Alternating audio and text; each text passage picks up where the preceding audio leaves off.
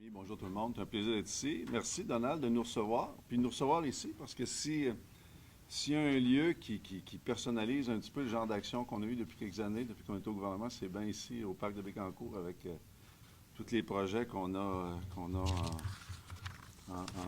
en déploiement.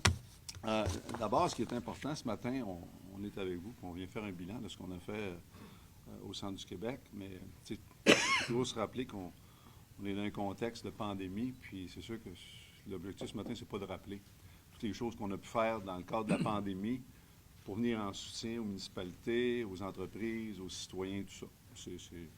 On sort du contexte de la pandémie, puis on prend un peu de recul, puis tous les enjeux qui touchent le bien-être des citoyens, si on veut, que ce soit au point de vue de l'éducation, que ce soit au point de vue du transport, que ce soit au point de vue de la santé. Alors, c'est davantage tous ces volets-là, tout ce qui est plus près des citoyens, des citoyennes du centre du Québec, les gestes, les investissements qui ont été faits, qui ultimement sont au bénéfice de nos concitoyens puis nos concitoyens. Alors, c'est ça, on va aborder là, différents sujets. Mais entre autres, pour commencer avec l'éducation, vous savez, la coalition de Québec, avec notre premier ministre, la question de l'éducation, je veux dire, pour notre premier ministre, c'était central. On était face à un déficit très, très important au niveau des infrastructures en éducation. On a investi massivement en éducation, les nouvelles écoles, puis au centre du Québec, mais ce qu'on a vu, la création des maternelles 4 ans. Puis l'objectif des maternelles 4 ans, encore là, c'était pas d'être en conflit avec le système des CPE. L'objectif, c'était de faire en sorte que pour différentes clientèles, de s'assurer qu'on avait un continuum dans la prise en charge de nos tout-petits, puis les amener jusqu'à l'école primaire, puis le reste de leur parcours. On a inauguré 3 nouvelles écoles primaires. Une, l'école de Marconi à Drummondville, l'école anglophone à Drummondville, l'école primaire de Saint-Célestin. On a 3 nouvelles écoles qui sont amenées. La reconstruction de l'école des Deux-Rivières à Saint-Lucien, qui devrait être prête en mars 2023. On a aussi la construction d'une école à Saint-Sylvère, c'est une école qui devrait être prête à la rentrée de 2022. On est pas mal... 23, pardon, excuse-moi. Nouvelle école à Bécancour, quartier Saint-Angèle, ouverture prévue en 2024, 13 classes, 300 élèves. Au secondaire, on a une nouvelle école qui est en construction à Drummondville. On a l'ajout de 176 places, plus un nouveau gymnase, puis un réaménagement à l'école secondaire Le Tandem à Victoriaville. Puis au niveau du cégep, très important, il y a eu du financement accru, puis l'augmentation vraiment de la carte des programmes, autant à Victoriaville qu'à Drummondville. Et puis récemment aussi, on a annoncé l'agrandissement du cégep de Drummondville là, par la création d'un nouveau pavillon. Puis un investissement majeur qui s'est fait, c'est dans le cadre du partenariat de l'Université du Québec à Trois-Rivières avec Drummondville. On sait qu'on a à Drummondville un pavillon de l'UQTR, mais maintenant, on vient de procéder à l'inauguration du Centre national intégré du manufacturier intelligent. C'est vraiment une première au Québec, qui est une collaboration entre le cégep de Drummondville, le cégep de Victoriaville, et puis l'Université du Québec à Trois-Rivières, où on vient mettre en symbiose, si on veut, là, la formation, les entreprises, l'expérimentation avec toute la machinerie de pointe, du numérique, pour faire en sorte que quand on parle de mettre en place un écosystème où il y a de la recherche, mais en même temps qu'on fait le travail avec les entreprises, puis il y a de l'éducation, bien le SNIMI, c'est comme ça qu'on l'a appelé, va vraiment faire école. Comme je dis, c'est une première au Québec, possiblement une première au Canada, mais ça va certainement faire des petits, mais ça va faire en sorte que autant le centre du Québec, honnêtement, au niveau de la recherche, là, c'est un petit peu le désert si on se compare avec d'autres régions, là, mais la venue du SNIMI, puis les investissements qui sont faits là, puis cette espèce de dynamique-là que ça va créer, il va y avoir un avant, puis il va y avoir un après, si on veut. SNIMI, là, pour toute la dynamique de la recherche, puis de mettre ensemble entreprise, éducation, recherche, mais tout ça, ça va faire en sorte que le pouvoir d'attraction de la région va s'en être grandement bonifié. Puis la contribution du gouvernement, là, strictement pour les infrastructures au SNIMI, c'était de 20 millions de dollars, plus du ministère de l'Économie et l'Innovation, plusieurs millions pour l'adaptation des programmes et puis le soutien général. Dernier point, tourisme, un moteur économique. Il y a eu plusieurs investissements qui ont été faits. D'abord, c'est sûr, pendant la pandémie, ça a été le soutien. Je parlais hier avec Yves Zara encore, à quel point, ultimement, le gouvernement a été présent pour venir soutenir le chaos qui a été généré dans le secteur touristique là, par la pandémie. Mais au-delà de ça, il y a plusieurs investissements qui ont été faits, mais un très important, un soutien de 8,4 millions pour le projet là, de complexe récréo-touristique du camping Lac-Cristal, là, qui est dans Tabasca, qui est un magnifique site, qui est un attrait important. C'est un projet total d'11,5 millions de dollars. Puis on a annoncé hier, dans le cadre de toute une grande transformation du village québécois dans le temps, qu'on sait qui est le socle, pour employer l'expression que Sébastien a utilisée hier, c'est le VQA, c'est vraiment le socle, si on veut, de l'appel de l'offre touristique du centre du Québec. Hier, il a été présenté là, tout un nouveau projet de revitalisation, si on veut, du site, en partenariat avec Moment Factory. On parle d'un investissement de 10,5 millions de dollars, auquel notre gouvernement, par le biais du programme d'investissement pour la relance des industries touristiques, là, le PARIT, là, on a investi 4 843 000 dollars. Puis l'objectif, ce qui est prévu là, dans les prochaines années à court terme, on parle de doubler l'achalandage du site. Puis à plus long terme, on parle de tripler l'achalandage du site. Fait que ça, au point de vue éducation, au point de vue tourisme, c'est un peu ce qui s'est fait au Centre du Québec dans les dernières années. Puis là, je vais laisser la parole à mon collègue Éric. Merci. Merci André, bonjour tout le monde. Très heureux d'être ici avec Bécancour. Merci Donald de nous accueillir chez toi. Si on parle tout d'abord, un des objectifs du gouvernement a toujours été de remettre de l'argent dans les poches des citoyens et des citoyennes du Québec. On n'a qu'à penser aux 500 $ qui a été prévu dans le dernier budget de mars 2022 pour les personnes ayant des revenus de moins de 100 000 $ pour naturellement se prémunir des conséquences de l'inflation. On a le versement de 400 $ aux personnes aînées à faible revenu, qui avait été remis également avant, et ainsi qu'un versement de 200 $ à 3 millions de Québécois à plus faible revenu. Et une des promesses qu'on avait faites en 2018, c'était la baisse de la taxe scolaire. Et on a réalisé cette promesse-là plus rapidement que prévu. Et si on parle au Centre du Québec, on est passé de 29 sous du 100 $ d'évaluation à 10,5 sous du 100 $ d'évaluation. Alors ça, c'est de l'argent directement dans les poches des citoyens et citoyennes. Cette semaine, je renouvelais mon permis de conduire à 22 $. On n'en parle pas souvent, mais pendant 2 ans également, le permis de conduire a été diminué de façon importante pour redonner de l'argent directement aux Québécois, aux Québécoises. On a eu la bonification de l'allocation familiale avec le crédit d'impôt pour les services de garde. Et il y a eu l'indexation du régime, la bonification des allocations familiales, exactement. Et on parle d'un investissement de 2,4 milliards pour soutenir les familles du Québec. Alors, ce sont des montants importants. Un des volets, à l'époque qu'on était dans l'opposition, qui me tenait beaucoup à cœur, c'était l'accès à Internet haute vitesse. Je donnais toujours l'exemple à l'époque de nos agriculteurs, agricultrices au bout du rang, qui sont maintenant des PME à part entière, où ils ont besoin d'Internet pour pouvoir réussir à faire fonctionner leur entreprise. Alors, on parle également de télétravail, cours à distance, qui sont naturellement devenus des nécessités.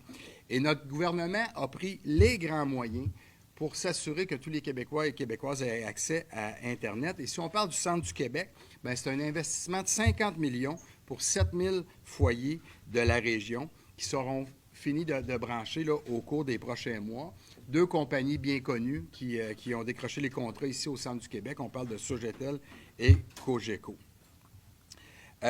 Je veux, dans ce dossier-là, saluer le travail, puis mes collègues, je suis sûr, vont être d'accord, de notre collègue Gilles Bélanger, qui a fait un travail colossal comme adjoint du premier ministre là, dans le volet Internet haute vitesse pour permettre d'avoir un Internet haute vitesse plus performant, plus fiable et abordable. Et ça, c'est important de le mentionner parce qu'on voulait s'assurer que tous les Québécois et Québécoises puissent avoir accès à Internet, mais à un prix qui est abordable. L'autre dossier qu'on entendait beaucoup parler également, c'est le réseau cellulaire. On a annoncé dans le dernier budget 50 millions pour l'ensemble du Québec pour l'accessibilité au réseau cellulaire. Alors, c'est un dossier important également qu'on va prendre au cours des prochaines années. Et quand on parle de réseau cellulaire, on parle de sécurité des gens sur les réseaux routiers. Alors ça, c'est un dossier qui est important. Et en parlant de réseau routier, bien, je vous amène sur le transport. On a eu des sommes records au niveau de la réflexion, de l'entretien, l'amélioration des infrastructures routières, autant au niveau municipal que l'ensemble des grands axes. Il y avait un rattrapage et il y a un rattrapage important à faire partout sur le territoire. Et comme notre collègue Christian Dubé dit souvent, les chiffres sont têtus. Alors, si on parle de la moyenne de l'investissement au niveau de la voirie locale, on parle de 36 millions de moyenne annuelle depuis qu'on est au gouvernement, alors qu'à l'époque des libéraux, on parlait de 13 millions de moyenne. On est passé sur un plan d'investissement record de 176 millions pour 2022-2024 au centre du Québec, alors qu'on parle à l'époque de 142 millions. Et la moyenne, nous de 142 à 176 millions, et la moyenne des libéraux était à l'époque de 114 millions. Alors, on parle d'une augmentation de 35 % au niveau des investissements en transport routier pour les réseaux. C'est vraiment important. Un projet que Donald, sur lequel il travaille depuis longtemps, le dédoublement de l'autoroute 55. Les travaux vont commencer, Donald, si je ne me trompe pas, au cours des prochains mois. On est rendu justement là au développement de ce dossier-là. Alors, on a un gouvernement qui a œuvré avec vigueur et acharnement pour le bien-être des Québécois et Québécoises. Et quand on prend le temps de prendre une pause et de faire un bilan comme on fait aujourd'hui, c'est vraiment impressionnant, tout le travail qui a été accompli. Et André le disait tantôt, tout ça avec 2 ans de pandémie. Alors, on a eu pratiquement la moitié d'un mandat pour réaliser tout ça. Et c'est vraiment impressionnant. Puis je suis très, très fier de notre gouvernement. Et je vais laisser maintenant mon collègue Sébastien Stéberger vous adresser la parole. Alors, bonjour à tous, chers collègues.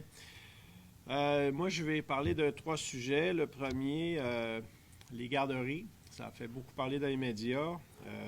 Et je peux saluer là-dessus notre collègue Mathieu Lacombe, qui a vraiment travaillé très fort. On s'en souvient, à un moment donné, il était sorti pour dire qu'il fallait vraiment réajuster le tir là, au niveau du ministère, et il l'a fait.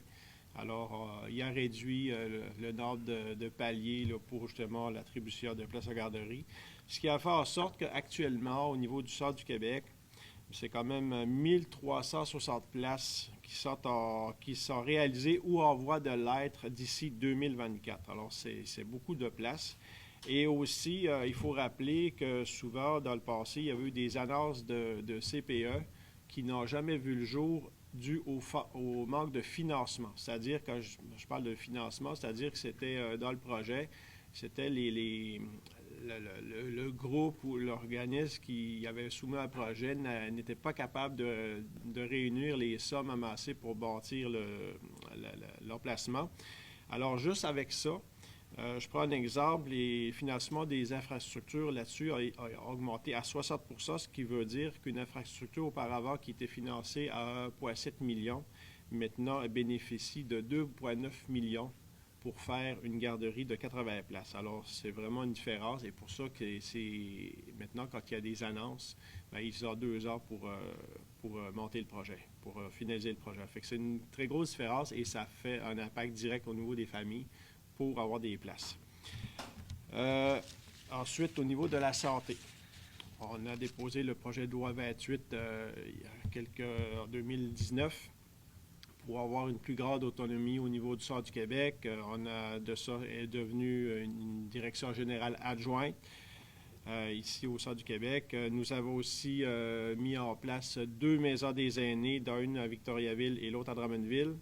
Et puis, il y a aussi au niveau de l'Hôtel-Dieu d'Arthabasca qui est en voie de réalisation au niveau de l'aménagement et l'agrandissement de l'hôpital. Je veux finir par les organismes communautaires. Les organismes communautaires qui jouent un rôle très important dans nos communautés au niveau du soutien, des besoins au niveau de toutes sortes, mais notamment, surtout en lien avec la santé. C'est une enveloppe qui a été augmentée de 36 %.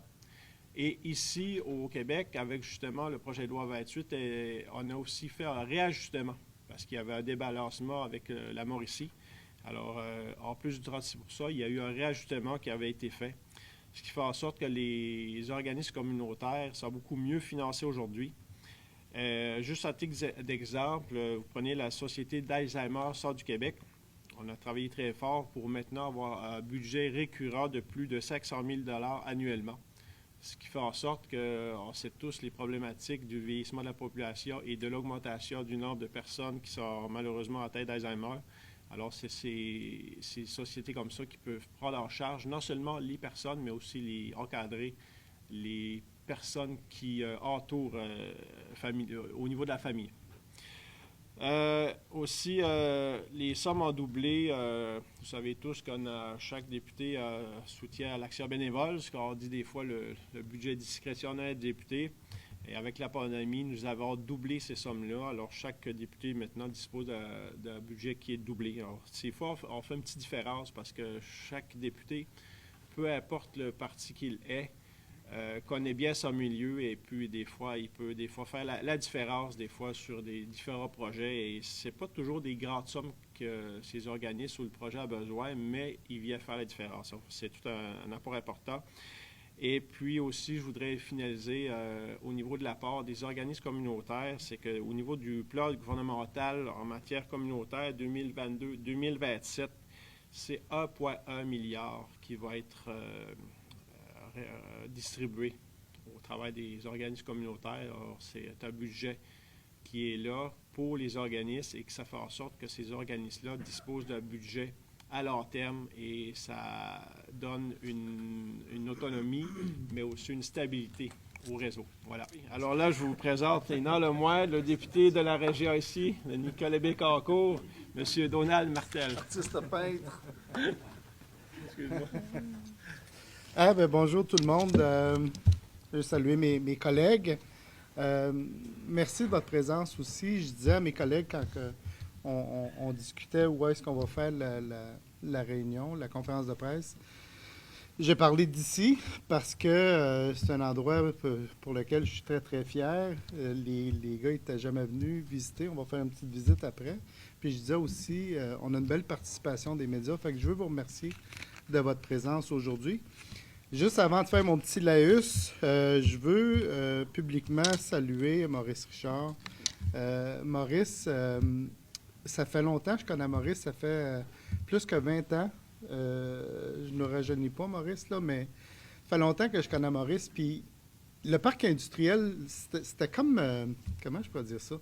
C'était assez fermé à l'époque. C'était difficile de pénétrer ça. Puis Maurice, il a vraiment démocratisé. On a fait beaucoup de réunions dans le temps du municipal, puis par la suite. Puis moi, je pense, quand je suis arrivé, puis au niveau du gouvernement, bien, le parc industriel, on ne faisait pas de promotion du parc. C'était un endroit, s'il n'y a pas d'autres endroits au Québec, on fera ça ici. Moi, j'ai voulu qu'on le mette beaucoup plus en valeur. Et je pense qu'on a fait un très bon travail. Maurice, je veux te remercier, puis je suis content que tu continues avec nous autres. Et vous avez connu aussi le remplaçant que je vais présenter à mes collègues tantôt, Donald Olivier. Je suis très content de son arrivée. Donc, c'est pas pour ça que j'étais là.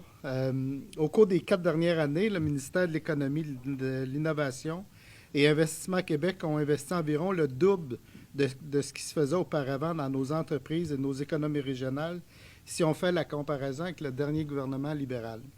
En même temps, nous nous sommes lancés à la recherche de solutions pour le parc industriel de Bécancour en jetant un regard neuf sur ses forces actuelles, soit la grande disponibilité de terrains vastes, la présence d'installations portuaires de premier ordre, l'abondance de l'énergie et la connexion au réseau de transport. Aujourd'hui, les résultats de tous ces efforts sont au rendez-vous. La succession d'annonces d'investissement à laquelle on assiste depuis quelque temps en est la preuve la plus convaincante. En l'espace de moins de 30 mois, les Verencia, Nouveau Monde Graphite, Nemaska, BASF, GM Posco, Inomalt et j'en oublie, ont annoncé de manière très ferme leur intention de s'établir dans le parc industriel de Bécancour. Par ailleurs, l'arrivée de ces joueurs majeurs a amené la Société du parc à prévoir des investissements en infrastructure de plusieurs centaines de millions de dollars, notamment au sud de l'autoroute 30, et aussi plusieurs centaines de millions de dollars pour l'aménagement du port ici à Bécancour. Ces projets sont planifiés dans un proche avenir. La SPIM met actuellement en place un bureau de projet pour réaliser, et dès cette année, les travaux évalués à plus de 100 millions de dollars visant les aqueducs, les égouts, et les routes d'accès notamment. Tous ces efforts veulent paver la voie à l'arrivée de nouveaux investissements, mais je rappelle qu'ils permettront également de bonifier l'offre de services à de solides entreprises déjà installées dans le parc. On pense à Olin, Cepsa, Air Liquide et ABI, évidemment. Évidemment, quand on évoque toute cette effervescence, il faut mentionner le projet de zone d'innovation. Les premiers jalons de cet ambitieux projet ont été discutés ici, à même les bureaux de l'ASPIB, en février 2019. J'avais réuni une trentaine d'acteurs du milieu des affaires, du monde universitaire et de l'économie régionale. Nous avons alors lié le potentiel de croissance du parc aux besoins d'un monde qui a soif de solutions innovantes face aux défis qui nous pose le changement climatique. C'est ainsi que graduellement, l'écosystème de la filière batterie s'est concrétisé et a pris la forme et Bécancour en est devenu l'épicentre. Aujourd'hui, le projet de zone d'innovation qui unirait Bécancour et Trois-Rivières continue de cheminer et on parle de près de 5 milliards de dollars d'investissement dans la région. Nous sentons donc une effervescence de plus en plus palpable et d'autres investissements publics majeurs en infrastructure viennent le confirmer. Le doublement de l'autoroute 55 sera enfin mis en œuvre dans les prochains mois, une cause qui, vous le savez, me tient beaucoup à cœur. À cela, il faut ajouter les travaux importants qui auront lieu sur le pont La Violette au cours des prochaines années. Au cours des 4 dernières années, notre gouvernement a créé un environnement idéal pour favoriser la dynamique économique du centre du Québec, autant par sa réforme d'Investissement Québec que par les injections de sommes records dans la région. À ce chapitre, le total des investissements par le Fonds de développement économique et les fonds propres d'Investissement Québec au centre du Québec sont évalués à 488 millions de dollars si on fait une comparaison à 242 sous l'ancien gouvernement. D'ailleurs, c'est tout le centre du Québec qui va profiter de la croissance prévue au parc industriel de Bécancour avec la création de milliers d'emplois à Bécancour et des investissements publics et privés qui vont dépasser les 5 milliards de dollars. Nul doute que des entreprises de partout au centre du Québec vont tirer profit de cette effervescence dont je parlais. Des partenaires et des collaborations pourront être établis avec des initiatives innovantes comme la Cité de l'innovation circulaire à Victoriaville, mais aussi avec le monde universitaire et celui de la recherche que prennent de plus en plus d'expansion à Drummondville. J'ai toujours été fier d'appartenir à ce coin de pays et je le serai encore davantage en sachant que nous avons plus que jamais les moyens d'assurer notre vitalité à long terme et la qualité de vie de nos citoyens. Merci beaucoup. Jérémy, c'est à toi. C'est bon? Ah, André. Non, juste pour On a conclure, pas assez pratiqué. je vous dirais honnêtement, que ce soit Sébastien, Donald, Éric et moi, on a une collaboration de tous les instants. On a beaucoup de plaisir à travailler ensemble. On a beaucoup de plaisir à être vos représentants au gouvernement, puis à s'assurer de faire une bonne lecture, puis d'être en bon contact avec tous les élus, les décideurs de la région, pour faire en sorte qu'on puisse faire les représentations adéquates pour que les projets puissent se réaliser ici au centre du Québec. Alors, on est très fiers des sommes. Au-delà de l'argent, c'est l'activité, tout ça, que ça va générer. C'est la place que le centre du Québec peut prendre encore davantage. Je vais revenir sur le dossier de l'Internet haute vitesse pour réaliser à quel point le fait que dans quelques mois, là, on va avoir 99,9% des foyers du Québec qui vont être branchés à Internet haute vitesse avec un potentiel d'au moins 50 mégabits. Bien, ça, c'est sûr que le gouvernement du Québec lui-même va avoir investi au-dessus d'1,3 milliard de dollars, puis il y a 400 millions additionnels qui venus du gouvernement fédéral. Alors, c'est tout près de 2 milliards de dollars en l'espace de 2 ans qu'on va avoir investi pour faire en sorte que tous les foyers. Puis récemment encore, on vient de faire un petit addendum, là, parce qu'on s'est aperçu qu'il y a des fermes un peu sur le territoire avec les adresses. Alors, je pense que c'est 10 000 adresses additionnelles là, qui sont couvertes par le programme qu'on a fait pour s'assurer, tantôt Éric parlait que nos agriculteurs et agricultrices, aujourd'hui, c'est vraiment des PME, puis c'est la technologie qui est au cœur de ce qu'ils font. Bien, s'assurer qu'il y ait accès à des services de première qualité.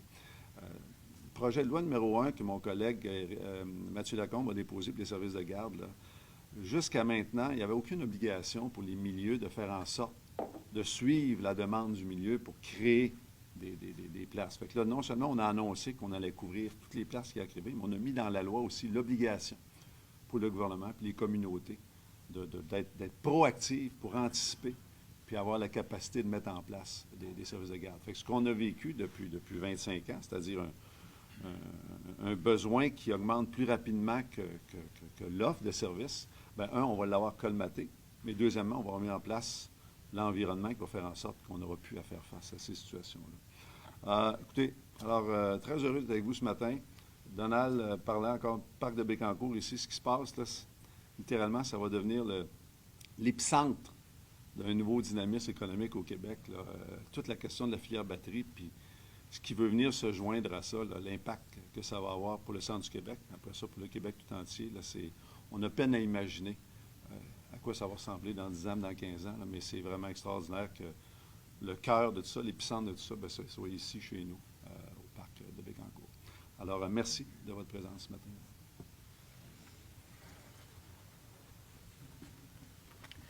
Merci beaucoup, messieurs. Nous en sommes maintenant à la période de questions. Donc, les représentants des médias, si vous avez des questions, simplement vous identifiez et le média que vous représentez et à qui s'adresse votre question. Ah, Ouais. c'est ça.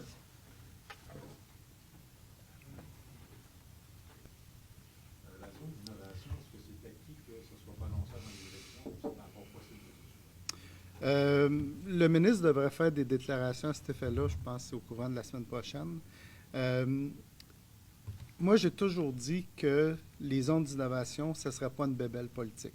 Il y a un certain nombre de conditions à avoir pour attribuer une zone d'innovation, notamment toute la question de recherche, de financement de la recherche. Puis là, quand on pense à des entreprises comme BASF ou GM POSCO, ils sont beaucoup plus actuellement dans la préparation des plans de vie que se concentrer au niveau de l'innovation. Donc, c'est très possible qu'on ne l'annonce pas avant les élections, mais je suis très confiant pour l'avenir là, par rapport à notre zone d'innovation.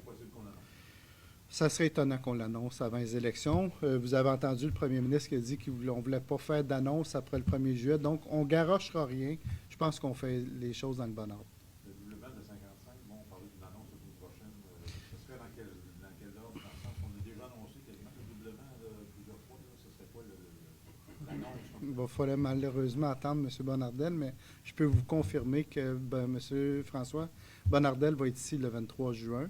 Il va venir faire les annonces appropriées à ce moment-là. Mais si je vous dis tout, vous ne viendrez pas. Aussi, peut-être dernière question dans mon cas, possible candidature du préfet de la MRC chez les conservateurs, comme adversaire, comment vous voyez ça? Bien, écoutez, moi, je m'attends à avoir des adversaires au niveau du PQ, des libéraux, de Québec solidaire, du Parti conservateur.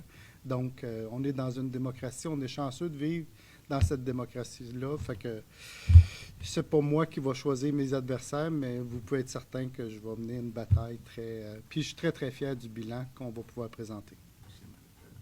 Vous parlez tous les cas d'ailleurs comme si c'était acquis, c'est pour vous, M. Martel, la zone d'innovation là, ici au parc industriel et portuaire de Bécancour. Alors pourquoi pas l'annoncer? Pourquoi ça n'a pas été annoncé avec les sommes à la clé qui viennent avec? Je ne sais pas si vous vous rappelez, je ne me souviens plus comment le Parti libéral avait annoncé ça, la stratégie maritime. Il avait fait un paquet d'annonces, mais il n'y avait absolument rien d'attaché par rapport à ça, aucun investissement privé. Tout ce qu'on annonçait, c'était de l'argent public. Nous, on s'est promis de ne pas faire cette erreur-là. Évidemment, le gouvernement va mettre beaucoup de sous. D'ailleurs, je vous ai parlé des centaines de millions de dollars qu'on va mettre notamment pour les infrastructures ici, mais ce n'est pas vrai qu'on va faire juste les annonces publiques. On veut faire les annonces des investissements privés des entreprises aussi. Donc, il faut attacher ça. Mais il y a tellement de joueurs, il y a tellement d'effervescence, c'est sûr qu'il va y avoir une zone d'innovation. Mais on ne l'annonce pas juste pour l'annoncer avant les élections. Là. Donc, c'est sûr. Le terrain qui va être développé, pour lequel il va y avoir des travaux, c'est, si je ne me trompe pas, des terres agricoles. En ce moment, l'environnement, la protection des milieux humides prend beaucoup de place dans le cœur des citoyens. Je pense comment on va s'assurer qu'un développement aussi important que celui qui s'en vient va se faire en harmonie avec l'environnement et le respect de l'environnement. Bien, je pense que c'est une condition sine qua non. On veut respecter toutes les règles environnementales. D'ailleurs, je sais que la Société du Parc a embauché des spécialistes au niveau de l'environnement, donc on veut respecter toutes les lois et règlements, évidemment. Est-ce que vous voulez même en faire développer la filière des batteries, installer du béton mur à mur sur des dizaines, centaines de kilomètres. Mais voit pas comme ça comme la deux choses. On ne peut pas faire d'omelette sans casser des œufs. C'est sûr que ça va prendre du béton. C'est des grandes entreprises, mais la beauté, c'est la vertu de la production qu'il va y avoir ici, c'est le développement de la filière batterie. C'est évident, on parle de véhicules, que ce soit les véhicules récréatifs, les véhicules routiers, les poids lourds, on parle de la batterie. C'est sûr que les véhicules vont être à batterie dans les prochaines années. Pourquoi pas les faire ici? Pourquoi pas profiter de cette... Ils vont se faire ailleurs. Donc, ça, c'est la première chose. Deuxième chose, c'est que la beauté du parc industriel ici, c'est que les terrains sont très vastes. On va pouvoir faire des beaux aménagements. Quand vous vous promenez, là, même quand vous passez devant la bio, des choses comme ça, on n'a pas l'impression d'être juste dans un parc de béton. Vous voyez encore beaucoup de forêts, puis je me souviens plus, là, Maurice vient de partir, mais combien d'arbres qui ont été plantés au fil des années ici. Donc, on va être très respectueux de l'environnement. Dernière petite question par rapport à ça. Vous parlez de beaucoup d'emplois qui vont être créés. En ce moment, il n'y en a pas de main-d'œuvre.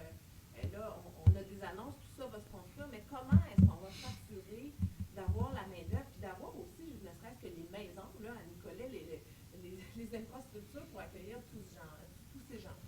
C'est un méchant beau problème. Moi, je me souviens, là, quand je suis arrivé dans le coin ici, dans les années 94, on perdait de la population en termes de nombre. On avait des taux de chômage de 10-12 %. Moi, j'étais au CLD de Nicolet et Masca à cette époque-là, puis on essayait de créer des emplois. Aujourd'hui, là, c'est une autre chose. Les gens ont des emplois. Moi, c'est un des défis dans un prochain mandat. Je veux travailler avec mes collègues, je veux travailler avec les municipalités. On va devoir faire des offensives pour aller recruter. Rappelez-vous, là, dans les années 80-90, combien qu'on a perdu de nos jeunes qui sont allés travailler, notamment dans l'Ouest, pour le pétrole, des choses comme ça. Moi, je me propose là, de travailler en collaboration pour faire du recrutement à l'intérieur du Canada, que ce soit dans les provinces maritimes, que ce soit dans l'Ouest, pour amener le plus de travailleurs possible ici. On a tu sais, c'est pas la pauvreté qu'on va gérer, là, c'est la création de la richesse, puis ça me plaît beaucoup. Monsieur TVA. Est-ce que... non, c'est pour moi? Oui. OK. Vous voyez venir la récession. Freiner l'élan qui se dessine au niveau de la filière. Pensez vous me demanderiez si c'était à 35 % des chances ou à 50 %. Moi, honnêtement, je ne suis pas un économiste, OK? Mais avec tous les projets qu'on a sur la table, je pense que si inflation il y a, si récession il y a, ça va être beaucoup amoindri ici parce qu'il y a trop de projets. On ne parle pas de petits joueurs, là. Quand on parle de BASF, quand on parle de GM, puis là, je pourrais vous parler de d'autres gros joueurs, il y a beaucoup d'investissements qui vont se faire ici. Juste aussi, qu'est-ce que vous dites quand vous pensez au contexte dans lequel vous êtes arrivé en 2018 à l'économie, puis celui dans lequel on est maintenant? C'est formidable. Vous le savez, vous me connaissez tout le monde, là, comment j'ai mis le focus sur le parc industriel. J'en avais fait des engagements, d'ailleurs, à la dernière élection. Pour moi, là, c'était inimaginable d'avoir cet actif-là, ici, chez nous, au cœur du Québec, depuis 60 ans, puis qui soit peut-être occupé à 25 %. Je me disais, il aurait dû être plein depuis très longtemps. On s'est affairé là-dessus. Fait que plutôt, comme je vous ai mentionné tantôt, de dire que s'il n'y a pas d'autres places ailleurs au Québec, on les amènera à Bécancour. On est parti. Ça a été une des premières demandes que j'ai faites à Pierre Fitzgibbon, c'est d'attitrer quelqu'un d'Investissement Québec au parc industriel pour aller faire la promotion partout dans le monde. Puis c'est ce qu'on vit actuellement là. Une dernière chose pour M. le ministre à Montagne. Est-ce que de votre côté, je comprends que la CPTQ, c'est un organisme indépendant, est-ce que de votre côté, il y a quelques résistances, réticences ou conditions face au dézonage qui s'en vient, non seulement dans le parc industriel, mais pour le domaine de la 55 Il semble que ça a posé un problème d'ailleurs, puis changer le tracé de route de service. Ouais. Bien, je vous dirais, une des choses qu'on a fait depuis qu'on est en poste, là, c'est, puis quand je dis on, ben, il y a un bout, c'est moi, là. C'est de s'assurer d'inclure dans la loi de la protection du territoire des activités agricoles des dispositions que lorsque le gouvernement a intervenu pour changer la vocation d'usage de territoire agricole, de venir exclure, bien qu'il y a tout en place, une réflexion, puis un système de compensation. Puis l'objectif qui est en arrière de ça, honnêtement, là, c'est de faire en sorte que si on a à intervenir sur le territoire agricole, c'est qu'une fois qu'on est intervenu, le territoire agricole en ressort plus fort qu'avant qu'on intervienne. Que ce soit par l'ajout de terre, que ce soit par la mise en culture, que ce soit par des millions et des millions de dollars qui vont être investis pour acheter des terres, pour requalifier des terres, pour ramener de la relève agricole sur des terres. Alors, on a commencé ce concept-là, si on veut, là, quand on a fait une intervention dans le coin de Beauharnois, où le territoire agricole en ressort nettement plus fort qu'avant qu'on intervienne. Puis toute la situation ici au parc de Bécancour, soyez assurés là, qu'on suit ça de très près. Il y a des discussions étroites entre le ministère des Affaires municipales, le ministère de l'Économie et de l'Innovation, le ministère de l'Agriculture. Il y a un comité qui a été mis en place des 3 ministères pour bien qualifier les besoins ici, qualifier les terrains qui sont disponibles. Puis après ça, bien, toute la question là, de si on a à intervenir, comment ça va se faire, selon quelle procédure, puis après ça, comment on va venir ultimement bonifier et accompagner le territoire agricole dans ces situations-là. Là. Mais c'est certainement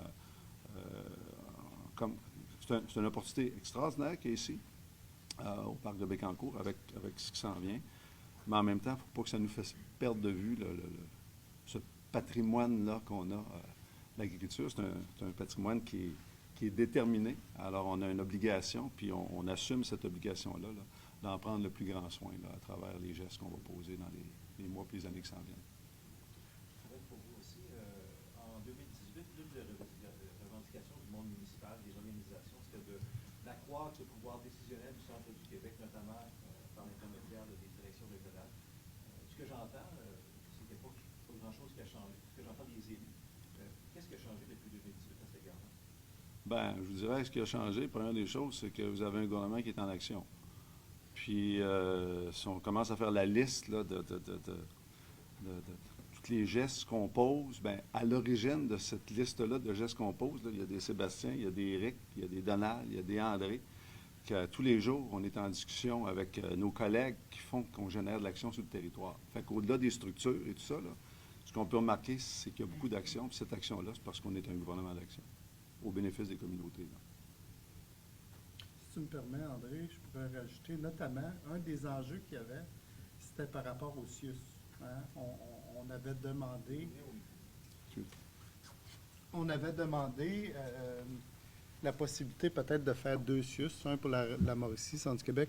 On a fait des consultations, on a eu des discussions.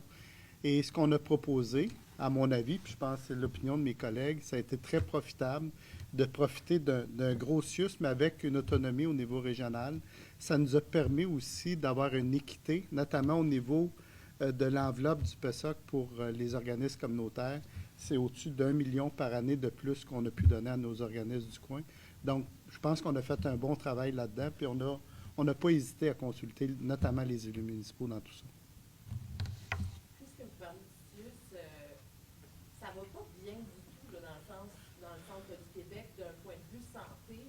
D'ailleurs, hier, il y avait une sortie d'une représentante de la DPJ qui disait que les enfants sont en danger, il manque de personnel. C'est le secteur du CIUS où il manque tout le temps de personnel. Ça s'est dégradé pendant votre mandat. Bien, écoutez, je ferai remarquer là, qu'on a eu une pandémie assez incroyable où on a eu des gens qui ont eu 24 heures par jour, 7 jours par semaine, là, que ce qu'ils faisaient auparavant, là, ça a comme été pris, puis ils ont été alignés pour prendre soin des citoyens, des explosions. Puis vous vous souvenez ce qu'on a vécu, un bout, c'est à Mauricie qui a eu ces vagues très fortes. Après ça, ça a été le centre du Québec. Avant qu'on arrive dans la pandémie, on avait déjà une certaine fragilité au niveau de la main-d'œuvre, au niveau du CIUS-MCQ. Là. Fait que c'est certain que la pandémie, c'est venu accentuer les choses. Par contre, pas plus tard qu'il y a 5 ou 6 mois, il y avait eu un reportage, je me demande si c'était pas à Radio-Canada, qui parlait justement des initiatives innovantes qui étaient mises en place par le CIUS-MCQ, que ça pourrait être repris dans d'autres régions. Nous, on est en contact. Moi, personnellement, je suis en contact avec Carole Fillon, Nathalie Boisvert, sur une base hebdomadaire. Puis les enjeux, en santé, au niveau du personnel, là, à grandeur du Québec, on le sait tous, là, c'est un enjeu qui est hors de l'ordinaire. Au centre du Québec, c'est un enjeu aussi qui est hors de l'ordinaire. Puis tout est mis en œuvre pour venir colmater et faire en sorte de pouvoir améliorer ces situations-là. L'autre chose qu'on a au niveau de la DPJ, le point que vous amenez, mon collègue, ministre Carman, a vraiment dans sa mire la situation du centre du Québec là, pour l'accompagnement puis faire en sorte qu'il y ait une amélioration de cette situation-là. Moi, je voudrais rajouter, André, quelque chose qui ne fera jamais les nouvelles, là. La semaine dernière, la conjointe d'un de mes employés avait des douleurs à poitrine. Elle a appelé son médecin, c'était des amis. Ils ont dit « va-t'en à l'hôpital ». Elle a fait un infarctus 18 heures plus tard. Elle est rentrée à Nicolet. 18 heures plus tard, elle était opérée. Elle était sauvée. Ça ne fait pas beaucoup les manchettes. Je suis allé visiter mon oncle il y a 2 semaines. Il était aux soins intensifs. Il est décédé le lendemain que je suis allé le rencontrer. Il m'a dit « Donald, tu n'as pas idée comment on est bien traité ici. » Il était sur son lit de mort. Ça ne fait pas les manchettes. Oui, il y a des pénuries de main-d'œuvre à des endroits, mais je pense qu'il ne faut pas laisser le doute quant à la qualité des services qu'on reçoit, là. Mais pas quant à la qualité, mais ces gens-là, ils ont besoin de soutien. Ils disent, ils crient haut et fort depuis des années. Puis la situation est la même partout au Québec, mais dans le centre du Québec, particulièrement de Drummondville, elle est défaillante. Oui, la situation est très difficile. Il va y avoir des bénéfices de la dernière convention collective qui a été signée avec la FIC, la mise en place de toutes les nouvelles, je ne suis pas un technicien, mais Christian serait ici pour vous expliquer ça davantage, mais il y a vraiment l'organisation du travail, il y a eu des avancées très, très importantes. Puis l'idée là-dedans, c'est de colmater. Qu'il y ait des départs, c'est une chose, mais qu'il y ait des départs, des fois, du personnel de façon exemplaire ou davantage, bien ça, il faut colmater ça. Fait qu'il y a une partie, ça menait pour avoir davantage de flexibilité au niveau de la convention collective. Puis il semblerait, selon Christian et Sonia Lebel, qu'il y a eu ces avancées-là. On devrait voir à terme des améliorations. L'autre chose qu'on a fait, c'est ce que mon collègue Jean Boulet, avec aussi ma collègue Danielle McCann, d'enseignement supérieur, ont annoncé. C'est toutes les bourses qu'on a annoncées, là, des bourses de 3 000, 6 000, 9 000, 20 000 là, pour ramener les gens en technologie, amener les gens en santé, les jeunes. On a fait des formations accélérées. Fait il y a toute une mobilisation qui est en place pour faire face à cette situation-là, qui est exceptionnelle puis qui est très, très difficile sur le terrain. Bien, merci. Allez, un gros merci tout le monde. Merci.